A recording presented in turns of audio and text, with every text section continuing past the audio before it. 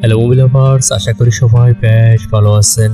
আজ আমরা দেখতে চলেছি 2025 সালে সদ্য মুক্তি পাওয়া হৃতিক রোশন এবং জুনিয়র এনটিআর অভিনীত অ্যাকশন মুভি ওয়ার 2। ভয়ঙ্কর এক লড়াই, কেউই কারো থেকে কম নয়। দুজনেই চায় দেশের সেরা হতে, তাই তো দুজনের মধ্যে শুরু হয় একের পর এক ভয়ঙ্কর লড়াই। দেশ থেকে দেশে তারা লড়াই করতে থাকে তাদের নিজেদের অস্তিত্ব টিকিয়ে রাখার জন্য। আবেগ, ভালোবাসা, লড়াই সবই আছে এই মুভিতে। চলো আর কথা না বাড়িয়ে শুরু করে দিই আজকের মুভির এক্সপ্লেনেশন। আর মুভি শুরু করার আগে একটা রিকোয়েস্ট থাকবে, চ্যানেলটিতে দয়া করে সাবস্ক্রাইব করে দিও। গল্প শুরু হয় জাপানের কামাকুরা শহর থেকে, যেখানে শহরের সবচেয়ে বড় গ্যাং তার 75তম জন্মদিন পালন করতেছিল। তার ইচ্ছা ছিল সে 100 বছর বাঁচবে, কিন্তু হঠাৎ তার একজন শীর্ষ দৌড়ে এসে বলে সে আসতেছে, আপনি এখান থেকে পালিয়ে যান। গ্যাং মুস্কি এসে বলে তাকে আসতে দাও। কিছুক্ষণের মধ্যেই আমরা কাবিরকে সেখানে আসতে দেখি।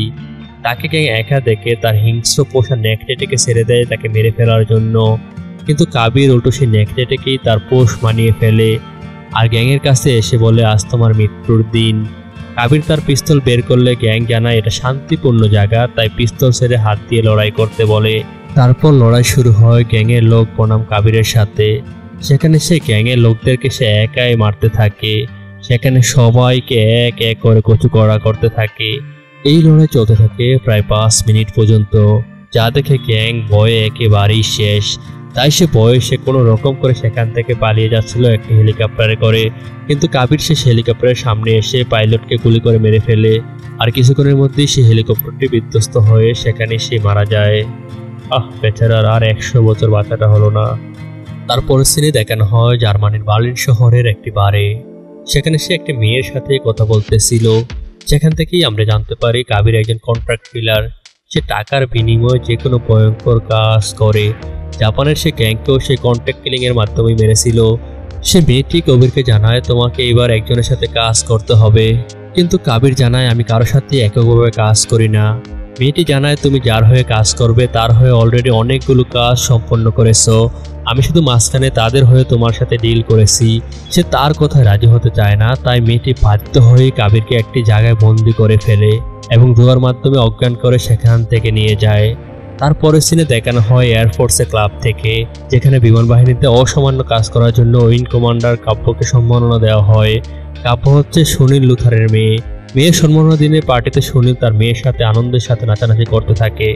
হঠাৎ একটা সময় আননোন নাম্বার থেকে ফোন চলে আসে, আর ফোন পেয়ে সে বাইরে চলে যায়, আর সেখান থেকেই তাকে চোখের পলকেই কিডন্যাপ করে নিয়ে যায়।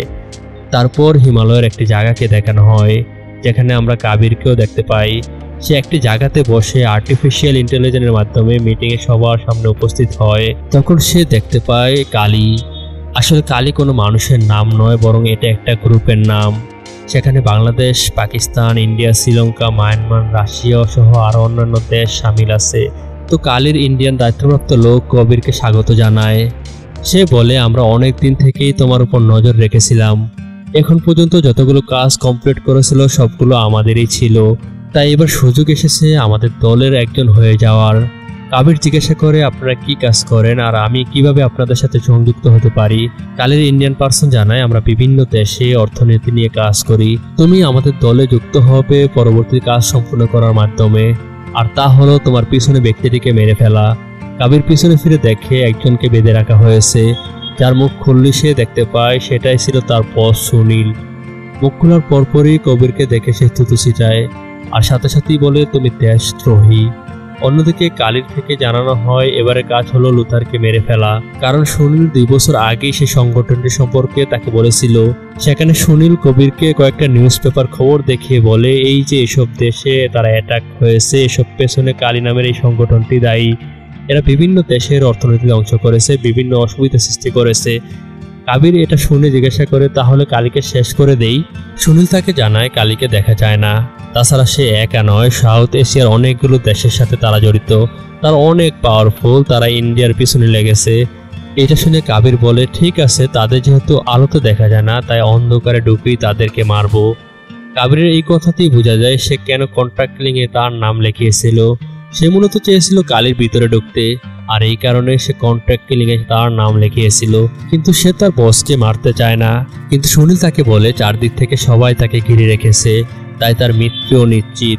তাই সে যেন তাকে মেরে ফেলে, তাহলে তার সেই দলে ঢোকা পাকাভক্ত হবে। কবির তখন নিরুপায় হয়ে তার বসকেই মেরে ফেলে। আর কেউ একজন লুকিয়ে লুকিয়ে এটা ভিডিও করে রেখেছিল তাকে ফাঁসানোর জন্য। চারদিকে ছড়িয়ে পড়ে এই মৃত্যুর ঘটনা। আর সেই ক্রাইম সিনে চলে আসে তার মেয়ে কাব্য। সেখানে এসে সে ভিডিওর মাধ্যমে জানতে পারে কাবির তার বাবাকে মেরে ফেলেছে। কাব্যর ভিডিও ফুটেজ দেখে সে রক্ত গরম হয়ে যায় আর তার বাবার হত্যার প্রতিশোধ নিতে সে প্রতিজ্ঞাবদ্ধ হয়। অন্যদিকে কাবির সে অন্য একটি জায়গায় কালীর সাথে মিটিংয়ে আসতে দেখা যায়। কাবির দেখে সেটা গোল্ডেন গ্ল্যাডিয়েটর্স। তো গ্ল্যাডিয়েটর্স তাকে দেখে অভিনন্দন জানায়, কারণ সে তার সবগুলো কাজ কমপ্লিট করেছে। সেই সাথে কাবিরকেও তাদের টিমে যুক্ত করে আর ট্রেনিংয়ের জন্য তাকে আমন্ত্রণ জানানো হয়। অন্যদিকে তারা সবাই সেই সুনীলের স্বেচ্ছাসৃষ্ট অনুষ্ঠানে অংশগ্রহণ করে। সেখানে বিক্রান্ত কোল নতুন রয়ের চিফ হয়ে এসেছে। সে তার মেয়েকে সমবেদনা জানায় এবং বলে তাকে ধরার জন্য সর্বোচ্চ চেষ্টা তারা করবে আর তাকে ধরার জন্য তারা স্পেশাল একটা টিমও তৈরি করতে যাচ্ছে। সেই সময় বিক্রান্তর বন্ধু জানায় কাব্য তাদের থেকে কম কিছু নয়। তাছাড়া কাবিরকে ধরতে এমন একজন দরকার যে কিনা তার মতোই, যাকে কেউ সেভাবে চেনে না। তার নাম হলো বিক্রম। প্রচণ্ড সাহসী আর শক্তিশালী। সে একাই 100 জনের সাথে লড়াই করতে পারে। বর্তমানে সে সোমালিয়ান এক মিশনে আছে। সোমালিয়ান জলদস্যুরা কয়েকজন ইন্ডিয়ান আর্মিকে জিম্মি করে রেখেছে এবং কয়েকজনকে মেরেও ফেলেছে। তো এই রিস্কি অপারেশনে পরিচালনা করার জন্য কেউই রাজি ছিল না, কিন্তু বিক্রম একাই সেই আস্তানা যায় এবং একাই বীর বিক্রমে লড়াই করতে থাকে সোমালিয়ান যোদ্ধাদের বিরুদ্ধে এবং সেখানে তাদের আস্তানা ঘুরিয়ে দিয়ে সমস্ত ইন্ডিয়ান আর্মিদের মুক্ত করে নিয়ে আসে তাদের দেশে। বিক্রমের ফাইটিং সিকোয়েন্সটা দারুণ ছিল। তারপর রয়ের হেডকোয়ার্টারে কাবিরকে কিভাবে মারা হবে সেটা নিয়ে একটি মিটিংয়ে বসে। সেই মিটিংয়ে বিক্রমও উপস্থিত ছিল। তো মিটিংয়ের এক পর্যায়ে বিক্রান্ত জানায় কাবির একা লুথারকে মারেনি, বরং তার একটি টিম ছিল। কিন্তু কাব্য জানায় সেই মেরেছে, এমনকি তার ভিডিও আছে। কিন্তু কাবির তো সবসময় সুনীলকে বাবা মনে করত। অন্যদিকে সুনীলও তারকে ছেলের থেকে বেশি ভালোবাসতো। তাহলে এইটা কিভাবে হলো? তখনই বিক্রম বলে এই মিশনের দায়িত্ব আমাকে দিন, আমি একাই সব খেল খতম করতে পারবো আর এই সমস্ত রহস্যের উদ্ঘাটন করতে পারবো। তখনই কাব্যর একটা মেয়ের কথা মনে পড়ে যে কিনা স্পেনে ছিল। তারপরে আবারও সিন শিফট করে স্পেনের একটি শহরে। সেখানে দেখানো হয় সেই রুহি নামের একটি মেয়েকে, যে কিনা কাবিরের সাথে ইয়ারফোনে কথা বলতেছিল। কাবির রুহিকে নিজের মেয়ের মতো করেই বড় করেছে। তো রুহি যখন কাবিরের সাথে কথা বলতেছিল, ঠিক সেই সময় রয়ের টিম তার পিছু পিছু দাওয়া করতেছিল। কাবিরকে ধরার জন্য অলরেডি রয়ের টিম তার পিছু নিয়েছিল। এরই মধ্যে কাবিরকে এক মেসেজের মাধ্যমে জানানো হয় রয়ের টিম তাকে ফলো করতেছে। এটা জানা মাত্রই সে রুহিকে সেফ জোনের দিকে যেতে বলে আর সে সবার সামনে চলে আসে। তাকে দেখে রয়ের সবাই তার পিছু পিছু দাওয়া করতে থাকে। একটা সময় পরে তার মেয়ে একটি সেফ জোনে পৌঁছে যায় আর সেও সবাইকে চোখ ফাঁকি দিয়ে চলে যাচ্ছিল। হঠাৎ করে সে কাব্যর মুখোমুখি হয়। কাব্য তাকে অস্ত্রের মুখে জিম্মি করে এবং জিজ্ঞাসা করে সে কেন তার বাবাকে মেরেছে, কিন্তু সে কোনো কথা না বলেই চুপচাপ দাঁড়িয়ে থাকে। তাই সে যখন তাকে গুলি করতে যাবে, ঠিক সেই সময় সে তার পিস্তল থেকে বুলেটটি খুলে নেয়। দুজনের মধ্যে অনেকক্ষণ লড়াই চলতে থাকে। দেখা যায় কাব্য বেশ ভালো ফাইটিং জানে। এর মধ্যে তার মেয়ে গাড়িটি নিয়ে নিচে চলে আসে। তাই সে কাব্যকে ফাঁকে দিয়ে স্প্রিং রশি দিয়ে সে নিচে নেমে চলে আসে গাড়িতে। আর এই সমস্ত ঘটনা বিক্রমকে জানায়। কিছুদিন যাওয়ার পরে এবার মুখোমুখি হয় সেই বিক্রমের। বিক্রমও গাড়ি নিয়ে তাদের ফলো করতেছিল এবং একটা সময় পরে বিক্রমের গাড়ি তাদের সামনে চলে আসে এবং সে তার গাড়ি দিয়ে তাদের গাড়িতে ধাক্কা দিতে থাকে। আর তাদের দুজনের মধ্যে এক ভয়ঙ্কর লেভেলের রেস সেখানে হয় এবং লড়াইয়ের এক পর্যায়ে একটি গাড়ি এসে বিক্রমের গাড়িকে সজোরে ধাক্কা দেয় আর সাথে সাথে বিক্রমের গাড়িটি সেখানে পড়ে যায়। আর তারা কোনো রকম করে সেখান থেকে চলে যাচ্ছিল, কিন্তু স্পেনের পুলিশ তাদের চতুর্পাশ দিয়ে ঘিরে রাখে। কিন্তু বিক্রম যখন তাদের উপর গুলি তাক করতেছিল, ঠিক সেই সময় সে ফুল স্পিডে গাড়ি চালাচ্ছিল। হঠাৎ কাউকে কিছু না বলে তারা সেই ব্রিজ থেকে সোজা গাড়ি নিয়ে নিচে পড়ে যায় আর সেই গাড়িটি পরে একটি চলন্ত ট্রেনে। কিন্তু একটি খুঁটির সাথে ধাক্কা লেগে রুহি প্রায় ট্রেন থেকে ছিটকে যাওয়ার উপক্রম হয়। কাবির অনেকভাবে রুহিকে বাঁচানোর চেষ্টা করতেছিল, কিন্তু সে তাকে বাঁচাতে পারতেছিল না। এটা থেকে বিক্রম সেখানে চলে আসে আর সে কোনো রকম করে সে তার মেয়েকে সেভ করে। এই প্রথম ফেস টু ফেস দেখা হয় কাবির ও বিক্রমের। কিন্তু কিছুক্ষণ যাওয়ার পরে আরেকটি খুঁটির সাথে ধাক্কা লেগে তার গাড়ি নিচে পড়ে যায়। কিন্তু তার একটি টানেলের সম্মুখীন হয়। যদি ট্রেন টানেল পর্যন্ত যায় তাহলে পুরো ট্রেন ক্রাশ হবে। অন্যদিকে ট্রেনে থাকা সকল যাত্রী মারা যাবে। সবাইকে বাঁচানোর জন্য টানেলের আগে বিক্রম ট্রেন থেকে ইঞ্জিন খুলে ফেলে। অন্যদিকে কাবির আর রোহিত ট্রেনের বিধ্বস্ত হওয়ার আগেই নদীতে লাফ দেয়। তাই আর সে যাত্রায় তারা কাবিরকে ধরতে পারে না। তারপর কাবির রোহিতকে নিয়ে চলে আসে হিমাচল প্রদেশে, যেখানে খালিদের মা সেখানেই বসবাস করত, আর সেখানে তার মেয়েকে সেখানে সেফ জোন হিসাবে রেখে যায়। তারপর কাবির চলে আসে ইয়েমেনে। সেখানে কাবিরের সাথে দেখা হয় কালের ইন্ডিয়ান পার্সনের। সে তাকে আরেকটি মিশনের দায়িত্ব দেয়, আর তা হলো ইন্ডিয়ান বিজনেসম্যান সার্নি ফ্যামিলি চার্টার প্লেনে ইন্ডিয়া যাবে। এবার তাদের মিশন হবে পুরো ফ্যামিলিতে আকাশি শেষ করে দেওয়া। আর সেদিনই বিক্রমের কাছে একটা ফেক অ্যাকাউন্ট থেকে মেসেজ আসে। সেই মেসেজে বিক্রমকে স্পেনে আগামীকাল বিকেল 5টায় দেখা করার কথা বলা হয়। বিক্রম নির্দিষ্ট জায়গায় 5টায় আসে। তখন দেখা যায় ফেক অ্যাকাউন্ট থেকে মেসেজ করা লোকটি আসলে কাবির ছিলেন। তারা দুজন টেবিলে নিচ দিয়ে একে অপরের দিকে পিস্তল তাক করে রাখে। বিক্রম এরপর জিজ্ঞাসা করে কেন তাকে এখানে ডেকেছে। কাবির কালের মুখোশ উন্মোচন করার জন্য 2 বছর আগে সে লুথারের সাথে কাজ করেছিল, সে সেটা জানায়। এতে বিক্রম ক্লিয়ার হয়ে যায় কাবিরের মতো দেশপ্রেমিক তো আর দেশদ্রোহী হতে পারে না। তারপর কাবির বিক্রমকে জানায় কালে চাচ্ছে সার্নি ফ্যামিলিকে ধ্বংস করতে, আর তোমাকে আমাদের সাথে থাকতে হবে এবং আমরা দুজন মিলে তাদেরকে বাঁচাবো, কিন্তু কালীদেরকে ধ্বংস করব। এতে কিন্তু জীবনও চলে যেতে পারে। বিক্রম জানায় মৃত্যুর জন্য আমি সর্বদা প্রস্তুত। পরের দিন চার্টার প্লেনে করে সার্নি ফ্যামিলি সেখানে চলে আসতেছিল। অন্যদিকে তারা একটি জেট প্লেন নিয়ে চলে আসে। চার্টার প্লেনের পাইলটকে একটু নিচে নামাতে বলে। সেই সময় প্লেনের ভিতরে একজন ক্রু সে সার্নি ফ্যামিলির সবাইকে এক ধরনের ড্রিঙ্কস খাইয়ে অজ্ঞান করে ফেলে। এরপর কাবিরের প্লেনে করে এক এক করে নামতে থাকে কালীর সৈন্য। তারা যখন চার্টার প্লেনে ঢুকবে তখনই লড়াই করতে থাকে। সেখানে এক ভয়ঙ্কর লড়াই হয়। খোলা আকাশে প্লেনের ওপরে কি পরিমাণ লড়াই হয় মাথায় নষ্ট ভাই।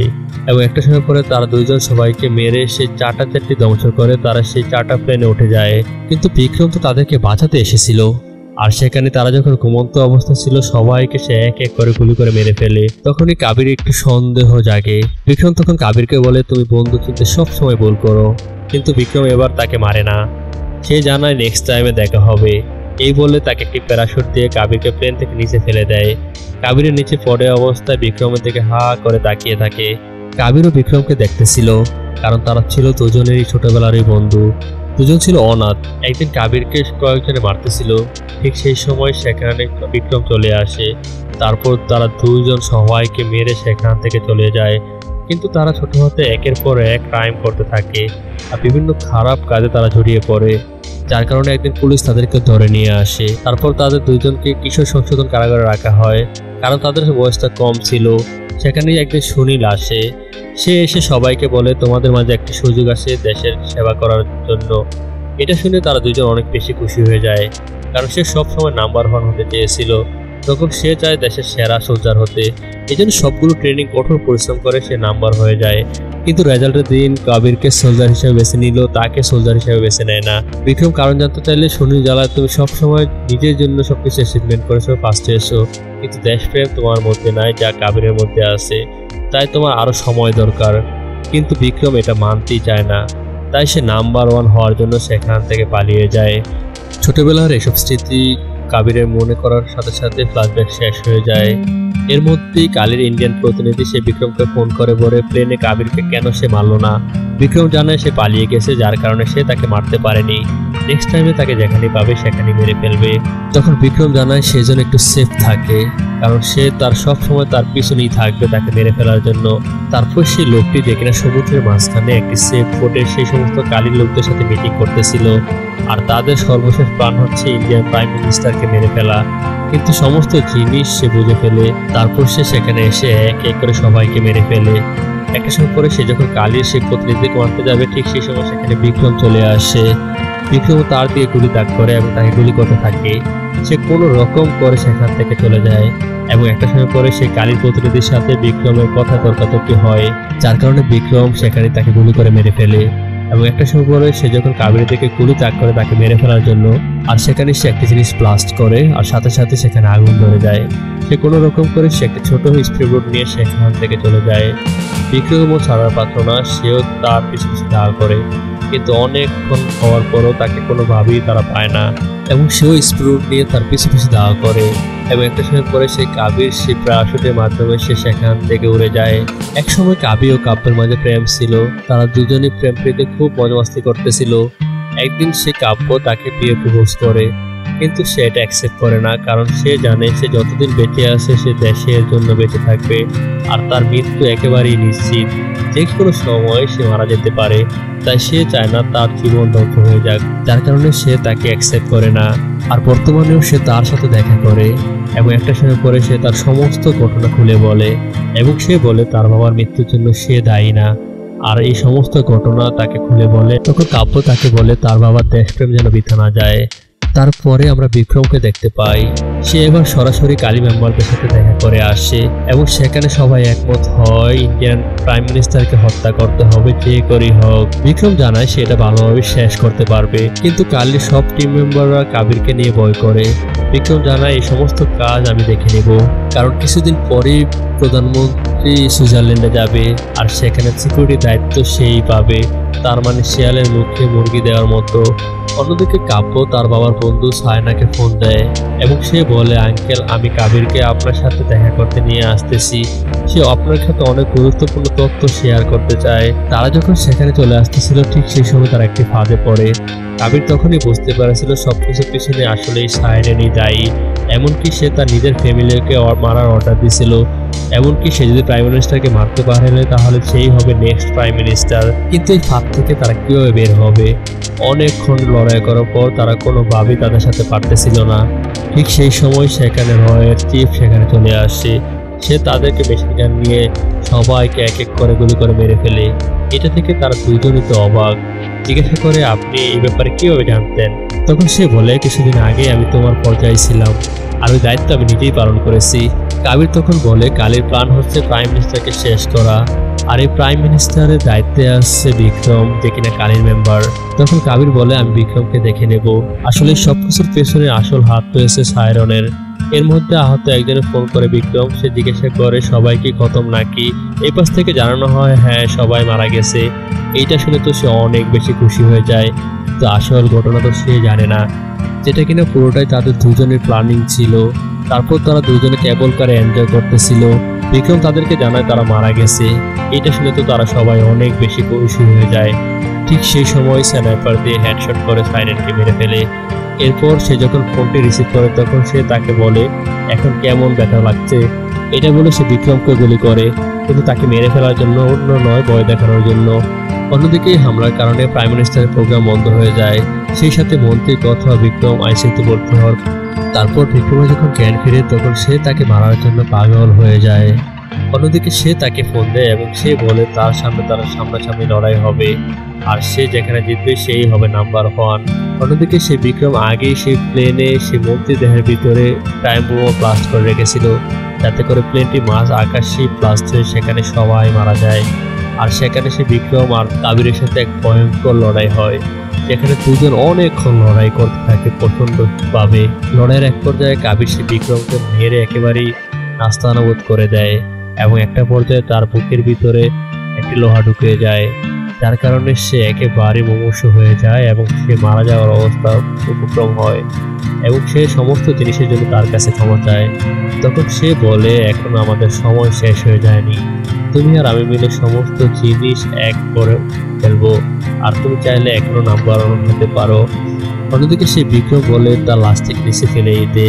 তারা যখন প্লেন থেকে লাশটি নিচে ফেলে দেয় সাথে সাথেই সে ব্লাস্ট হয়ে যায়। তারপর কাবির সে বিক্রমকে নিয়ে সেখানে একটি হাসপাতালে ভর্তি করায় এবং সে সেখানে সুস্থ করায়। তারপর 9 মাসের পরের ঘটনাকে দেখানো হয়।